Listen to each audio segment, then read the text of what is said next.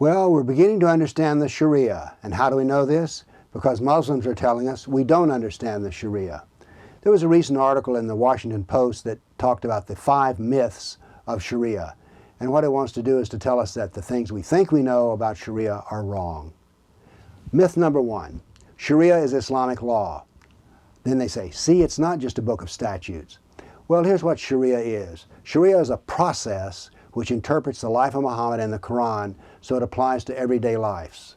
So the truth is, it's much more than a series of laws. It's how to pray, how to do anything you can imagine in your life, how to eat, drink, how to knock at a door, how to say hello.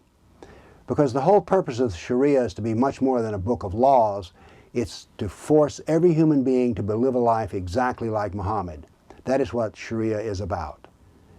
Oh, another myth, myth number 2. In Muslim countries, Sharia is the law of the land. Well, that's true only in one country that I know of, and that country is Islamic State. Now, the Saudis and Pakistan also have a heavily influenced set of laws that include Sharia, but they go beyond the Sharia. Why? Well, you see, in a sophisticated world, the Sharia is not sophisticated enough to do business, and so therefore moral laws have to be generated that are not included in the original Sharia. Myth 3, they say that we believe that Sharia is anti-woman. Well, you know what? I've read Sharia texts and they include wife beating.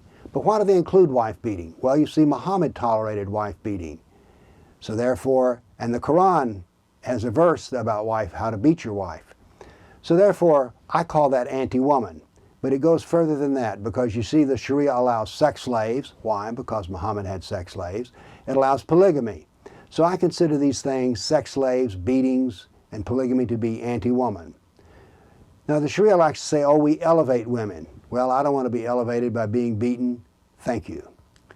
Then we have the myth that the Sharia demands brutal punishments. Well, let's take a look at some of the punishments of Muhammad.